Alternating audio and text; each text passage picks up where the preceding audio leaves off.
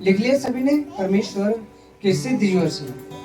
यिर्मयाह की पुस्तक अध्याय 37 उसका 1 से लेकर हम 14 पद तक अध्ययन करेंगे आज। और आज हम जानेंगे परमेश्वर की सिद्ध योजना क्या है। हालेलुया।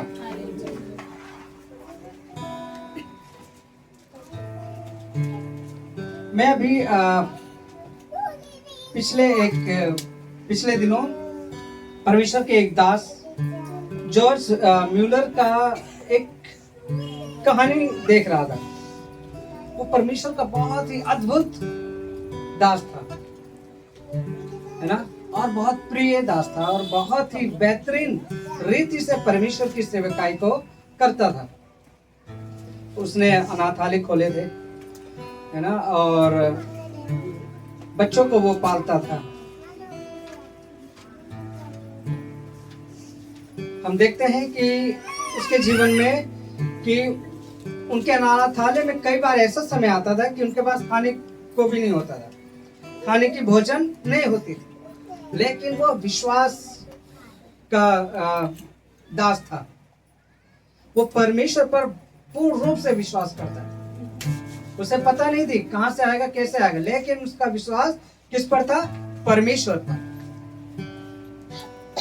कई बार वो, है ना, ऐसा समय आया कि वहां भोजन की कमी थी, बच्चे भूखे थे, दोपहर का खाना हो या रात का खाना हो,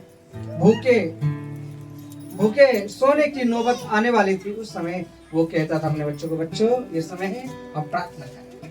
और वो इकट्ठे होके प्रार्थना करते थे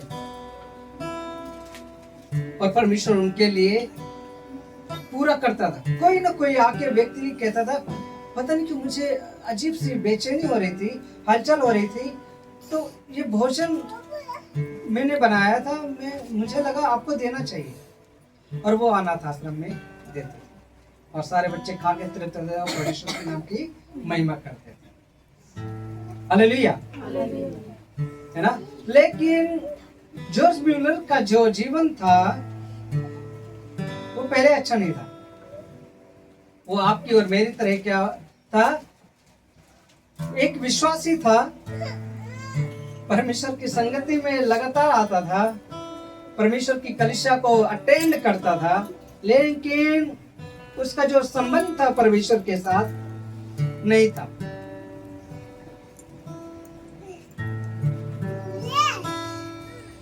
है ना, उसका जो संबंध परमेश्वर के साथ था वो बिल्कुल भी नहीं था।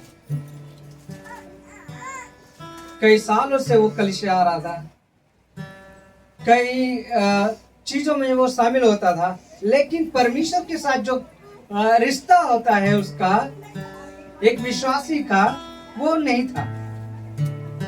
कई साल, 2 साल, 3 साल, 4 साल, 5 साल, ऐसे बचपन से ही वो विश्वासी था, लेकिन परमेश्वर की बातों में वो नहीं जुड़ा।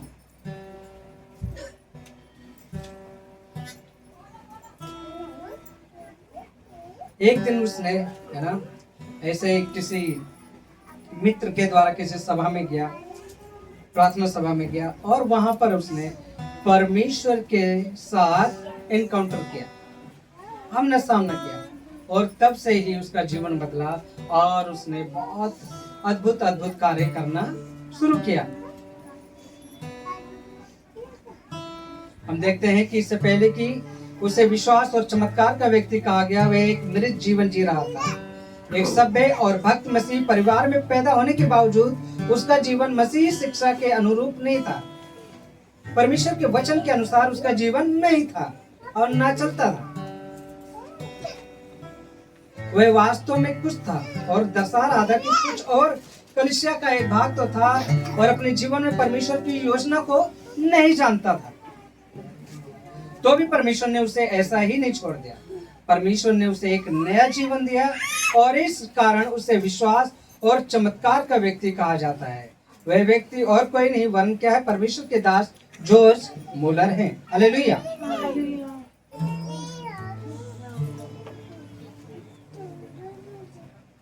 आइए हम यिर्मयाह की पुस्तक को पढ़ें। देखो, मैं आप तुम में सांस समाऊंगा और तुम जी उठोगी। मैं तुम्हारी नसें उपजा कर मांस चढ़ाऊंगा और तुम को चमड़े से ढांपूंगा और तुम में सांस समाऊंगा और तुम जी जाओगी और तुम जान लोगी कि मैं यहोवा हूँ। इस आज्ञा के अनुसार मैं भविष्यवाणी करने लगा और मैं भविष्यवाणी कर ही रहा था कि एक आहट आई और भूतोड़ हुआ और ये वह हड्डियां इकट्ठी होकर हड्डी से हड्डी जुड़ गई। मैं देखता रहा कि उनमें नसें उत्पन्न हुई और मांस चढ़ा और वह ऊपर चमड़े से ढक गई, परंतु उसमें सांस कुछ न थी। तब उसने मुझसे कहा, हे मनुष्य की संतान, सांस से भविष्यवाणी कर और सांस में भविष्यवाणी करके हे परमेश्वर, सांस परमेश्वर यहोवा यो कहता है, चारों दिशाओं के आकर इन घात किए हुओं में समा जा कि ये जीव थे। उनकी इस आज्ञा के अनुसार मैंने भविष्यवाणी की और तब सांस उनमें आ गई और वे जीकर अपने अपने पांवों के बल खड़े हो गए और एक बहुत बड़ी सेना हो गई। फिर उसने मुझसे कहा, हे मनुष्य के संतान, हे हड्डियां इस्राएल के सारे घराने की उपमा है। वह कहते हैं, हमारी हड्डियां सूख गई और हमारी आशा जाती रही, हम पूरी रीति से कट चुके हैं। इस कारण भविष्यवाणी करके उनसे कहे, परमेश्वर यहोवा यह कहता है, हे मेरी प्रजा के लोगों, देखो मैं तुम्हारी कब्रें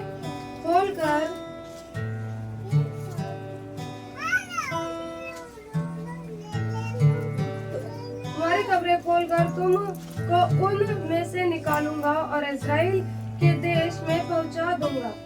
इसलिए जब मैं तुम्हारी कब्रें खोलूं और तुमको उनसे निकालूं, तब है मेरी प्रजा के लोगों, तुम जान लोगे कि मैं यहोवा हूँ।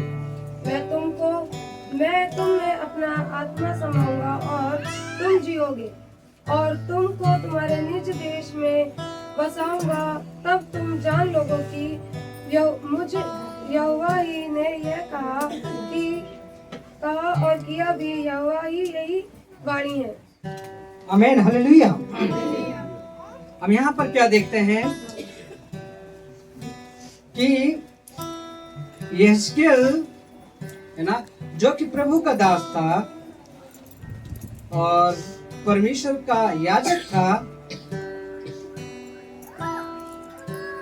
उसके स्वप्न में परमेश्वर आया और उसको एक सूखी हड्डियों की तराई में ले गया, है ना, एक ऐसा स्थान जहां पर सूखी हड्डियां ही हड्डियां थी। आप लोग शायद रेगिस्तान देखा होगा या फिल्मों में भी देखा होगा कि रेगिस्तान में कई ऐसे पशुओं के, जानवरों के क्या है, हड्डियां ऐसे पड़ी रहती हैं। लेकिन कल्पना कीजिए, वहां पर मनुष्यों का हड्डियां वहां पर पड़ा हुआ था। यहेजकेल वहां पर गया और देखा कि हड्डियां ही हड्डियां था चारों तरफ, जहां पांव रखे वहां पर भी हड्डियां ही हड्डियां थी। परमेश्वर वहां पर पहुंचा, है ना, और उसे लेकर गया और उसे बोला कि हे यहेजकेल, क्या तू इस बात को जानता है कि ये इन हड्डियों में प्राण आ सकता है? यहेजकेल ने कहा, क्या कहा? पता नहीं प्रभु, या शायद नहीं। उसने क्या कहा? प्रभु आप ही जानते हैं। हालेलुया, है ना। वो उनके बीच में ले जाकर खड़ा किया और तराई की हड्डियों से भरी थी। तब उसके ने उनके चारों ओर घुमाया और तराई की तह पर बहुत सी हड्डियां थी और वे बहुत सूखी थी। तब उसने उससे कहा, हे मनुष्य के संतान, क्या ये हड्डियां जी सकती हैं? उसने क्या कहा? परमेश्वर तू ही जानता है ना, क्योंकि परमेश्वर ही है जो हमें बनाया है है ना, वो हमें जीवित कर सकता है, हमें है ना मृत भी कर सकता है, और हर एक परिस्थिति से क्या कर सकता है, वो निकाल सकता है ना। और वहां पर हम देखते हैं कि फिर परमेश्वर ने उसे आज्ञा दी, परमेश्वर ने उसे क्या है, आज्ञा दी कि वो उन हड्डियों को आज्ञा दे, उस पर बोले परमेश्वर के अधिकार से। और परमेश्वर के अधिकार के द्वारा जब उसने बोला, वहां पर वैसा ही होता चला गया। सोचे, कल्पना कीजिए, जो सूखी हड्डियां थी, सूखी हड्डियां जो बिखरी हुई थी, उसमें क्या है, परमेश्वर ने नसें और चमड़े लगाना शुरू कर दिया, और उन नसों में लहू दौड़ने लगा। वह हड्डियां जो कई वर्षों से शायद पड़ी होगी और उनमें कुछ भी जीवन नहीं था, परमेश्वर ने उन्हें नया जीवन दिया। हालेलुया। हम देखते हैं आदम और हव्वा को, जब परमेश्वर ने आदम को बनाया, उसे मिट्टी से बनाया और फिर उसे ऐसे ही रख दिया। अब वो क्या था, एक पुतला ही था। क्या था, एक पुतला ही था। वहां पर परमेश्वर ने अपने श्वास को फूंका, और वही श्वास क्या है, वहां पर हम देखते हैं इस वचन पर यहेजकेल कहता है, इन सांसों के ऊपर अधिकार के साथ, और वो उसमें आ जाती है और एक बड़ी सेना खड़ी हो जाती है। हम देखते हैं कि पारंपरिक रूप से यहेजकेल इस पुस्तक का लेखक माना जाता है। या यहेजकेल एक याजक था जिसका नाम है ना, और जिसके नाम का अर्थ था परमेश्वर सामर्थ्य देता है। हालेलुया। यहेजकेल के नाम का अर्थ क्या है, परमेश्वर सामर्थ्य देता है। यहेजकेल उन बड़े नबियों में से एक था जो बेबीलोन की बंधुआई में इजरायलियों के बीच भविष्यवाणी की सेवकाई कर रहा था, जिससे कि लोगों का उत्साह बढ़े और आशा न टूटे। इजरायली ठीक ठाक जी रहे थे, खा पी रहे थे, अच्छे से थे, लेकिन वो परमेश्वर को दरकिनार कर दिए थे, परमेश्वर को पूछते नहीं थे, परमेश्वर कौन क्या है भूल चुके थे, और इस कारण से परमेश्वर ने भी उन्हें छोड़ दिया। और बेबीलोन के वासी आए, है ना, और उन्हें क्या है, कब्जा किया, उन पर अधिकार किया, और बंधुआई करके, गुलामी करके वो उन सारे इजरायलियों को ले गए। अब वहां देखते हैं उस गुलामी में वो ये लोग रो रहे, तड़प रहे। वहां पर परमेश्वर ने यहेजकेल को खड़ा किया, और उसने क्या है, उस पर क्या है, भविष्यवाणी की सेवकाई बढ़ाई, और बोला कि उनका उत्साह बढ़ाए ताकि उनकी आशा कभी ना टूटे। ये बात जो इजरायली गुलामी में गए थे 1586 ईस्वी में था, जो 70 वर्षों की बेबीलोन की बंधुआई में ले जाए गए थे, जहां पर उनकी ये दशा बहुत ही दयनीय हो गई थी, बहुत ही दुखदायी हो गई थी। यरूशलेम के नाश किए जाने तथा लोगों को निर्वासन में ले जाने से इजराइल के राष्ट्रीय जीवन का क्या हो गया था, अंत हो चुका था। इजराइल को लगभग समाप्त कर दिया था, उनकी नगरों को तोड़ दिया गया था, ढहा दिया गया था, उनकी मंदिरों को भी तोड़ दिया गया था, है ना। वे लोग इस रीति से टूट चुके थे, उसकी बेबीलोन की गुलामी में वो इतने बिखर चुके थे, इतने परेशान हो चुके थे, इतने दुखी हो चुके थे कि उनमें आशा नहीं थी। क्या जब हड्डी पड़े रहते हैं उसमें कोई आशा होती है? क्या हड्डियों में भी फिर से जान आ सकता है? केवल परमेश्वर कर सकता है। हमने जो ये बाइबल पद पढ़ा है, यहाँ देखते हैं उनकी दशा सूखी हड्डियों के समान हो चुकी थी। यहाँ परमेश्वर इजराइल को सूखी हड्डियों के रूप में संबोधित करता है, जिनमें जान नहीं है, परंतु परमेश्वर हार नहीं मानता है। और उनमें जीवन देना चाहता है। और जिस प्रकार हमने देखा परमेश्वर की हमारे जीवन में एक सिद्ध योजना है। हालेलुया। हम सब के लिए परमेश्वर के पास एक सिद्ध योजना है। वो चाहता है हमें बढ़ाना, वो चाहता है हमें आशीष देना, वो चाहता है कि हम उसके करीब रहें। लेकिन क्या है, हम अपने हरकतों से, अपने व्यवहार से, अपने तौर तरीकों से, अपने जिद से कई बार हम परमेश्वर से दूर हो जाते हैं। और जब हम परमेश्वर से दूर होते हैं और अपनी इच्छाओं को पूरी करने लग जाते हैं, संसार की अभिलाषा में फंस जाते हैं, हमारा जीवन जो है सच में तो सूखी हड्डियों के समान हो जाता है।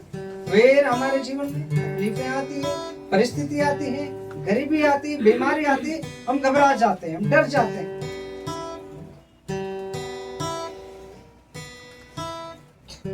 पहला पॉइंट देखिए, परमेश्वर जीवन देने की चाहत रखता है। हालेलुया। परमेश्वर क्या है? जीवन देने की चाहत रखता है।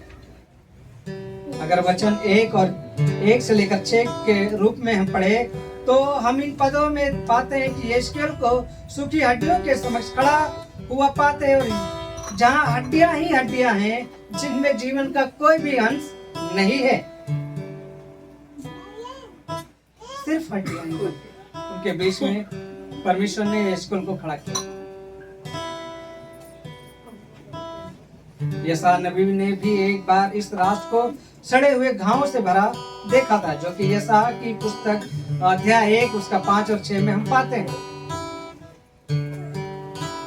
है ना। ये बीमारी पहले मृत्यु तक पहुंची, फिर विघटन और अब खुली हुई अस्थियों के बीच में घोर निराशा और असंभावना को उजागर कर रही थी। उनमें कोई आशा नहीं थी। जब हम परमेश्वर से दूर होते हैं, जब हम परमेश्वर को वो आदर, वो महिमा, वो सम्मान नहीं देते हैं, हमारे जीवन में भी उन सूखी हड्डियों के समान बदलाव आना शुरू हो जाता है।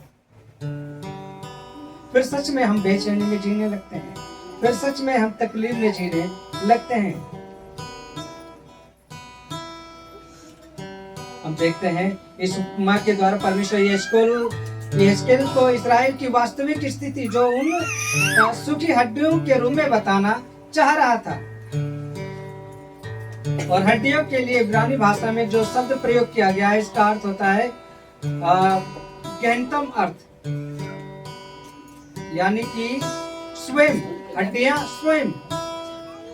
इजरायली लोग जिनकी हालत बहुत ही बुरी, वे अब प्रतिज्ञा के देश में नहीं, मंदिर जो उनके जीवन का केंद्र था, उनके बीच में न रहा। हालेलुया। जो परमेश्वर ने उस मंदिर को बनाने के लिए राजा सुलेमान को दिया था और उसने कार्य पूरा किया था, और वहां पर वे लोग निडर होके और सुखदायी जीवन को जी रहे थे, लेकिन उस सुखदायी जीवन में वे परमेश्वर को भूल चुके थे। परमेश्वर ने कितनी अद्भुत रीति से इस्राएलियों को बचाया, हमने देखा। हम अपने बाइबल स्टडी में देख रहे हैं कैसे मिस्र की गुलामी से परमेश्वर उन्हें अद्भुत रीति से बचाया। हर एक घड़ी, हर एक पल उनके साथ रहा, उनकी हर एक छोटी मोटी जरूरतों को भी हमेशा पूरा करता रहा। दिन के समय जब धूप न लगे इसलिए बादल का खंभा बन सकता है, रात का समय जब ठंड होती थी या अंधेरा होता था, उनके लिए आग का खंभा बनता था। लेकिन वही इस्राएली क्या है, परमेश्वर को भूल रहे थे। कई बार ऐसा होता है, परमेश्वर से मन्नत मांगते हैं, है ना, और परमेश्वर हमें दे भी देता है, लेकिन फिर क्या हम परमेश्वर को भूल ही जाते हैं। हम अपने परिस्थिति के आगे, अपने तकलीफों के आगे और अपने, है ना, हालात के आगे झुक जाते, गिर जाते हैं। अरे मैं कैसे परमेश्वर को वो आदर महिमा दूं, या जो मैंने वायदा किया था परमेश्वर कैसे लौटाऊं। और इस कारण से हम क्या है, अपने जीवन के दुखों में, तकलीफों में गिरते चले जाते हैं और हमें रास्ता नजर नहीं आता। वहां पर हम देखते सब जगह विनाश था, उजाड़पन था और सूखापन था। उनकी जीवन की सुंदरता बनकर रह गया था जो उजाड़, विनाश है ना, सूखापन। परंतु ऐसा क्या हुआ जिससे वे इसी स्थिति तक पहुंच गए इसका कारण यह है कि उन्होंने अपने परमेश्वर यहोवा को त्याग दिया और उसके पीछे न चले। परमेश्वर को भूल चुके थे, परमेश्वर को आदर देना भूल चुके थे। ये तो ऐसा हुआ कि हमारे माता पिता ने हमें पाला पोसा अच्छे से, हर एक परिस्थिति में रहकर भी उन्होंने हमारी परवरिश की, और हम बड़े होते ही कहते हैं कि कौन तू माँ, कौन तू पिता, तुमसे कोई लेना देना नहीं, तुम कौन हो। कितना दुख लगेगा। वैसे ही वहां पर इस्राएली लोग कर रहे थे। परमेश्वर ने उन्हें अद्भुत रीति से बचाया, छुड़ाया, लेकिन वो क्या है, परमेश्वर को भूल चुके थे, उनके पीछे नहीं चलना चाह रहे थे। वे परमेश्वर की आज्ञा का पालन करने से चूक रहे थे, जिसके कारण उन्हें बंधुआई में जाना पड़ा। उन्होंने परमेश्वर की आशीषों को खो दिया। अब वे मात्र सूखी हड्डियों के समान हो चुके थे, जहाँ कुछ नहीं हो सकता था। लेकिन परमेश्वर की स्तुति हो, जहाँ से कुछ नहीं हो सकता, परमेश्वर वहाँ बहुत कुछ करना चाहता है। हालेलुया। परमेश्वर के लिए कोई भी बात असंभव नहीं। वो सिर्फ चाहता है कि आप उसके करीब रहें, उसके पास आए, उससे मांगे, उससे बातचीत करें, है ना। कई बार हमें लगता है कि अरे ये परिस्थिति से नहीं निकल सकता, इस बीमारी से नहीं निकल सकता, इस है ना तकलीफ से नहीं निकल सकता, लेकिन परमेश्वर के करीब आएंगे तो सब कुछ मुमकिन है। हालेलुया। तीसरे पद में हम देखते हैं परमेश्वर यहेजकेल से प्रश्न करता है कि क्या ये हड्डियां जी सकती हैं, है ना। मनुष्य होने के नाते शायद यहेजकेल के अंदर प्रश्न रहा होगा कि इन सूखी हड्डियों में जीवन कैसे आ सकता है ना। मनुष्य होने के नाते बोल सकता है कैसे इन हड्डियों में कैसे जीवन आ सकता है। आज तक तो कभी हुआ नहीं, ना कभी साइंस में कभी हुआ कि हड्डियों में जान आ सके, ये कैसे हो सकता है। लेकिन कहीं ना कहीं यहेजकेल का भरोसा परमेश्वर पे था। उसने कहा प्रभु ये तुम आप ही जानते हो। उसने ये इनकार नहीं किया, नहीं हो सकता प्रभु, ये कैसे हो सकता है, ये तो असंभव है। लेकिन यहेजकेल जानता था परमेश्वर के लिए कोई भी बात असंभव नहीं। हालेलुया।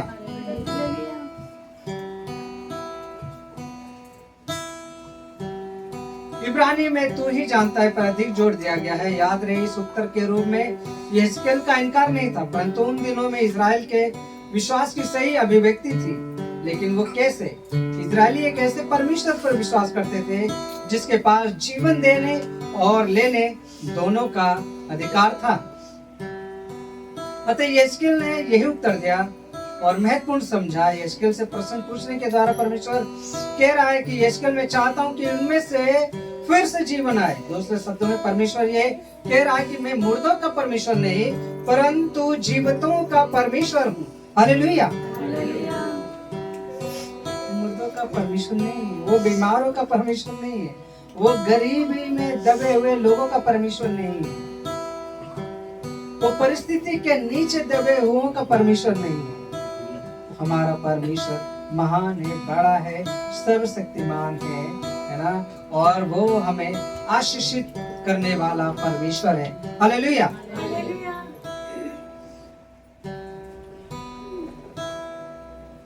यहाँ पर हम देखते हैं परमेश्वर उनकी उस अवस्था से, उनकी उस परिस्थिति को देख के प्रसन्न नहीं, खुश नहीं है।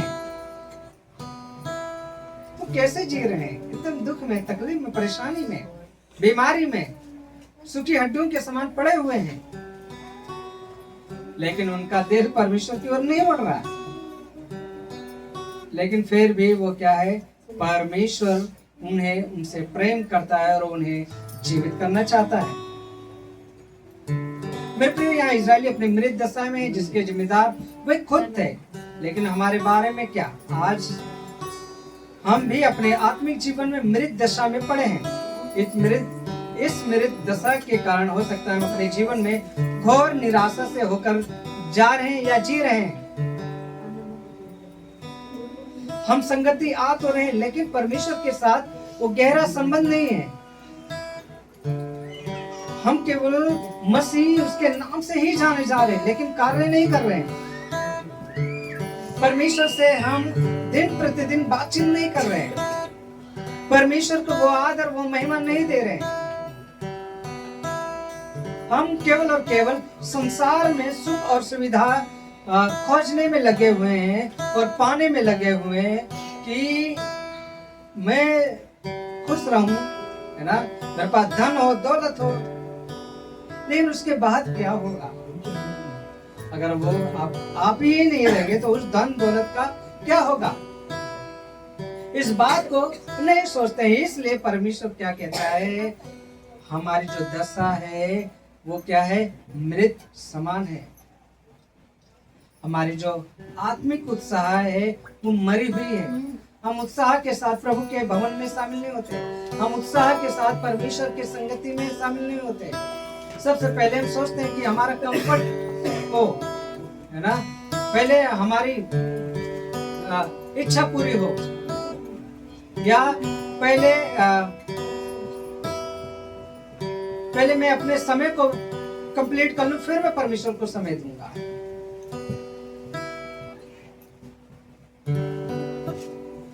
हमारा प्रभु के साथ संबंध टूट गया है ना, और हम देखते हैं आत्मिक उत्साह हमारे जीवन से बहुत दूर चला गया। आशा की कोई किरण दिखाई नहीं देती, और हम कई बार प्रार्थना करते, उससे मांगते हैं, लेकिन हमारी प्रार्थना का उत्तर जल्दी नहीं मिल रहा। क्यों? क्योंकि हम उत्साह के साथ, खुशी के साथ, आनंद के साथ परमेश्वर के साथ जुड़े ही नहीं रहे। हम अभी भी संसार को ज्यादा महत्वपूर्ण मानते हैं। संसार की इच्छाओं को ज्यादा हम पूरी करने की कोशिश में लगे हैं। संसार की वस्तुओं को और उसकी अभिलाषाओं को हम पूरा करने में लगे हुए, और इस कारण से हमारा जो जीवन है वो सूखी हड्डियों के समान है। हालेलुया।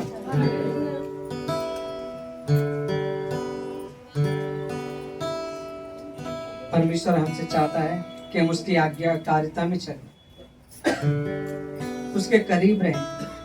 तो क्या है, हमारे मरे पड़े मृत शरीर में भी परमेश्वर जीवन और उत्साह डाल देगा। हालेलुया। फिर हमारी जो प्रार्थना विषय है, जो हमारी मांगे है, जो हमारी इच्छा है, वो परमेश्वर पूरी कर देगा। हालेलुया। पिछले दिनों हमने महीने के रात्रि प्रार्थना किया, और परमेश्वर ने हमें अद्भुत वचन दिया। परमेश्वर ने कहा कि मैं अगर परमेश्वर के बातों को और परमेश्वर को पहला स्थान देता हूं, तो वो हमारी मनोरथों को पूरा करेगा, हमारी मन की हर एक इच्छा को पूरी करेगा।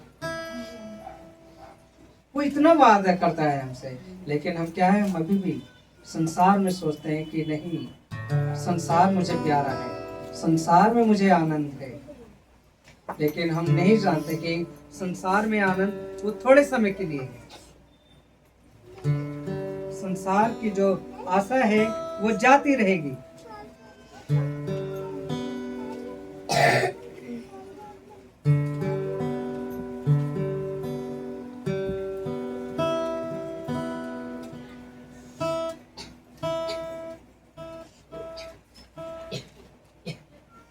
अगर हम परमेश्वर के साथ जुड़े रहते हैं और परमेश्वर के साथ, है ना, चलते हैं, तो सच में हम एक नए उत्साह के साथ जीवित रहेंगे। और अगर हमारा जुड़ाव पर से संसार से रहेगा, तो हम संसार में उन सूखी हड्डियों के समान ही जीते रहेंगे। यूहन्ना 10:10 में कहता है यीशु मसीह कि चोर किसी और काम के लिए नहीं, परंतु केवल चोरी करने और घात करने और नष्ट करने को आता है। मैं इसलिए आया हूँ कि वे जीवन पाए और बहुतायत से जीवन पाए। हालेलुया। हम सबको सच में परमेश्वर को वो आदर महिमा देना होगा, परमेश्वर के करीब रहना होगा। नहीं तो क्या है, हमारी भी जो आत्मिक दशा है वो क्या है, सूखी हड्डियों के समान हो जाएगी। परमेश्वर हमें, है ना, मृत दशा में निकालना चाहता है। परमेश्वर मुझको और आपको वहीं पड़े नहीं रहना देना चाहता है ना। वो नहीं चाहता कि हम उसी जगह में ही सीमित रहे, है ना, वही चीज प्रतिदिन करते रहे। नहीं, वो चाहता है कि हम एक लेवल और बढ़ते जाए। हर दिन, हर एक घड़ी हम एक लेवल और बढ़ते जाए। अपनी सोच में, अपनी बुद्धि में हम लेवल में बढ़ते जाएं। ऐसा ना हो ओ भाई दिन भर का काम, साफ सफाई, बर्तन धोना, खाना बनाना, बस काफी है, और पैसे जोड़ना। आज इतना है, कल उतना है, परसों उतना है। एक मैं पोस्ट पढ़ रहा था फेसबुक में, मैंने बहुत पहले शेयर किया था, है ना, कि मनुष्य क्या है, धन को गिनता है कि आज इतना है, कल इतना है, परसों इतना है, और नरसों इतना है, हर दिन। लेकिन ऊपर से परमेश्वर देखता है और वो कहता है, अच्छा आज इसके जीवन का ये सांस इतना कम हुआ, कल इतना कम हुआ, परसों इतना कम हुआ। ऐसे हम परमेश्वर को सही में देख नहीं रहे, लेकिन धन और सुख सुविधाओं, संसार की अभिलाषाओं में हम क्या है, फंसे जा रहे हैं।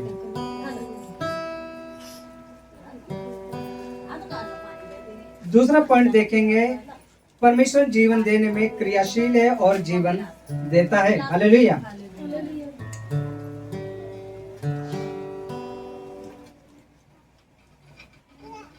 आज यहीं तक करेंगे ना, उसके बाद अगली बार फिर पढ़ेंगे। परमेश्वर के कार्य करने का तरीका मनुष्य के सोच से बहुत अलग है, बहुत अलग, बिल्कुल भिन्न है। मनुष्य सोचता है, प्रभु मैंने अभी प्रार्थना किया, मुझे अभी चाहिए, मुझे अभी चाहिए, मुझे बहुत जरूरत है, बहुत जरूरत है ना। लेकिन हमारी सोच और परमेश्वर की सोच मिलती नहीं है, अलग है। कोई अपना कार्य अपने तरीके से करता है ना, जिसे इंसान सोच भी नहीं सकता। 7वीं आयत में हम देखते हैं कि जब यहेजकेल भविष्यवाणी करना शुरू करता है, तब एक बड़ी आहट आई और भूकंप हुआ, जिसके कारण वे हड्डियां बिखर सकती थी। परंतु हम यहाँ पर देखते हैं कि हड्डियां बिखर कर दूर होने के बजाय आपस में जुड़ती गई। ये ऐसा नहीं जुड़ गई, परंतु एक कर्म से जुड़ी, है ना, एक सीरियल तरीके से जुड़ती गई, जिसका परिणाम यह हुआ कि उन्होंने मनुष्य का रूप ले लिया। हालेलुया। 7वें पद में हम क्या देखते हैं कि यहेजकेल ने वहां पर भविष्यवाणी की और भूकंप हुआ, आंधी आई। हो सकता था कि हड्डियां इधर उधर बिखर जाती, हवा चलने से उड़ जाती, आंधी चलने से उड़ जाती, लेकिन नहीं, वहां पर वो हड्डियां आपस में ऐसे जुड़ी कि वो क्या है, एक मनुष्य का रूप लेती गई। हालेलुया। मेरे प्रियो, परमेश्वर जब किसी चीज को जोड़ता है तो वह वहीं जुड़ती है जहां जुड़ना चाहिए। अर्थात जब परमेश्वर कार्य करता है तब वह अपनी सिद्धता में कार्य करता है ना। क्या आपने सुना है कि परंतु मनुष्य धोखा खा सकता है। आज कलीसिया में संस्था और रीति रिवाजों के नाम पर विभाजन ही विभाजन हो सकते हैं। आपके और मेरे प्रयास उन्हें वास्तव में एक नहीं कर सकते, परंतु जब यह कार्य परमेश्वर के हाथों में आ जाएगा तो कलीसिया का रूप ही कुछ और होगा। कलीसिया में जो आपस में है ना अनबन होती है, मन मुटाव होता है और एक दूसरे से सोचते हैं कि वो अच्छा नहीं, सामने वाला अच्छा नहीं, ये अच्छा नहीं, है ना, इस रीति से क्या कलीसिया में भी टूटना और बिखरना हो रहा है शैतान की ओर से, है ना। सोचते हैं कि ये कलीसिया मेरे आगे कुछ नहीं है, या उस कलीसिया के लोग कुछ नहीं है, या आपस में ही गुटबाजी करते हैं, आपस में ही अनबन करते हैं। ये क्या है, परमेश्वर ही जोड़ सकता है।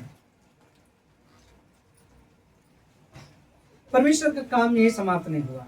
जैसे उसने 5 और 6वें आयत में कहा था, वह यहाँ कर भी रहा है। देखिए, नसें उत्पन्न हुई, मांस भी चढ़ गया और वह ऊपर चमड़े से ढक गई। यहाँ पर परमेश्वर अपनी इच्छा को कार्य रूप में बदल रहा है, परंतु यह इसके लिए यहाँ आश्चर्य में है कि परमेश्वर उनमें सांस क्यों नहीं डाल रहा है। हम परमेश्वर द्वारा किए जा रहे है ना कार्य की तुलना उत्पत्ति 2:7 में आदम की रचना से कर सकते हैं, जहाँ परमेश्वर ने मिट्टी ली और आदम को रच दिया, परंतु केवल पुतला ही था। उसमें जान नहीं थी। फिर परमेश्वर ने जीवन का श्वास फूंका और आदम जीवित प्राणी बन गया। हालेलुया। उसी प्रकार यशकल देखता है कि शरीर तो बन गए परंतु उनमें सांस है ही नहीं। अब सांस कहां से आएगी, है ना। मूल इब्रानी में सांस और आत्मा के लिए एक ही शब्द रुआख प्रयोग हुआ है, जिसका अर्थ होता है हवा या सांस। अतः इसका अर्थ मनुष्य की अंतरात्मा भी हो सकती है। इस शब्द से न केवल मनुष्य की आत्मा का पता चलता है परंतु उसमें परमेश्वर की प्राण वायु का भी पता चलता है।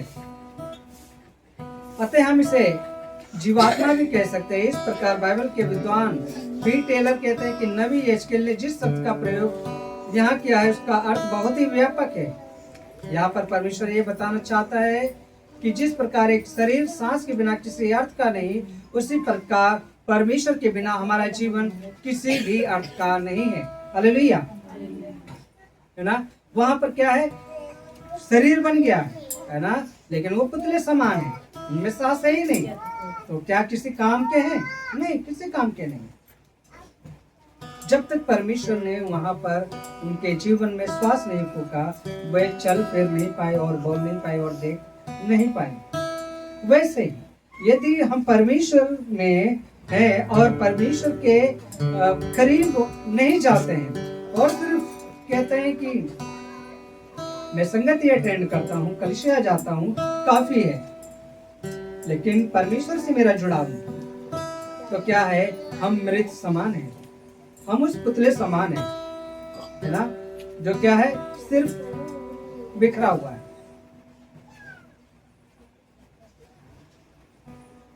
10वीं आयत में हम देखते हैं कि सांस आने पर उस ढांचे में जीवन आ जाता है और एक बड़ी सेना के रूप में भी खड़े हो जाते हैं। ये कैसे हो पाया? ये केवल परमेश्वर के जीवन देने वाले कार्य के द्वारा ही संभव हो पाया। आज विज्ञान और तकनीकी अपनी ऊंचाइयों को छू रहा है, परंतु वह मनुष्य में जीवन नहीं डाल सकता, केवल परमेश्वर के।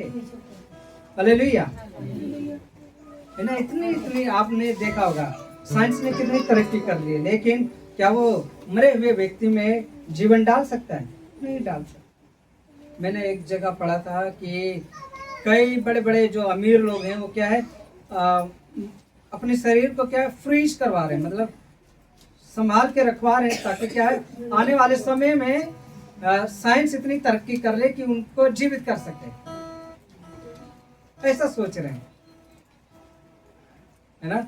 यहाँ परमेश्वर को पीछे छोड़ने की कोशिश कर रहे हैं, लेकिन ऐसा संभव नहीं है। केवल और केवल जीवन देने का कार्य किसके पास है? परमेश्वर के पास, है ना। और ये तभी संभव है जब हम परमेश्वर के करीब जाएं, जब हम परमेश्वर को अपना उद्धारकर्ता माने, जब हम परमेश्वर को वो आदर, वो महिमा, वो सम्मान दे, वो इज्जत दे जो उसका हक है, लेकिन हम नहीं करते, है ना। हम क्या है, अपने कार्य के द्वारा, अपने व्यवहार के द्वारा हम उसको आदर महिमा नहीं देते हैं। मेरे प्रियो, हमें कलीसिया को, हमारे परिवार को, हमारे देश को परमेश्वर के द्वारा जीवन की बहुत ही आवश्यकता है, जो केवल उसी से संभव है। मुझे, आपको, आप और उसके अलावा और कोई नहीं सुधार सकता, केवल वही जिसने हमको बनाया। सिर्फ इस बात की जरूरत है कि हम अपने आप को परमेश्वर के हाथों में दे दें, ताकि वे गूंथे, ढाले और बनाए, हमें जीवित करे। ये इन सभी बातों को सुव्यवस्थित कर दे, ताकि वे गूंथे हुए ढाले और हमें जीवित रूप में खड़ा कर दे। हालेलुया। और जब तक हम अपने आप को उसके हाथों में नहीं देते, हम बनाए नहीं जा सकते। जब तक हम अपने दिल को उसके करीब नहीं लाके उसके हाथ में नहीं दे देते, हमारे जीवन नहीं बदल सकते, हमारा व्यवहार नहीं बदल सकता, हमारी सोच नहीं बदल सकती। हमारे जीवन में वो जो तरक्की होना चाहिए, जो उन्नति होना चाहिए, जो बढ़ोतरी होना चाहिए, वो नहीं हो पाएगी जब तक हम परमेश्वर को अपने आप को न दें। आपने देखा होगा कुम्हार के बारे में ना, एक कुम्हार जब मिट्टी को क्या है आकार देता है, तो वो क्या है, अपने रूप से देता है ना।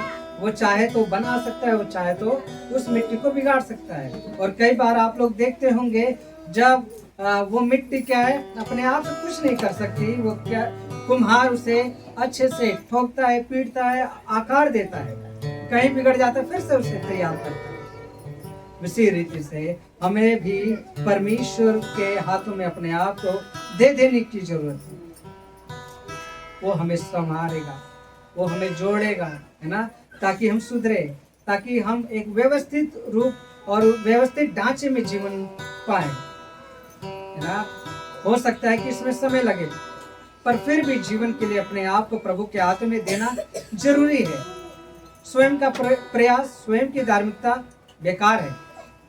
अपने आप से, है ना, फालतू की और कोशिशों में लगना बेकार है।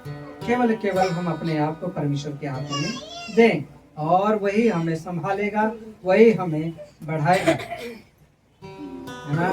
मनुष्य होने के नाते हम अपने जीवन को खो भी सकते हैं जो परमेश्वर हमें देता है। परमेश्वर इस बात का ध्यान रखता है कि हम कहीं अपने जीवन को खो ना दे, या जो हमने उससे पाया है ना, जो आशीषें हमने पाई है ना, हम उसे खो ना दे।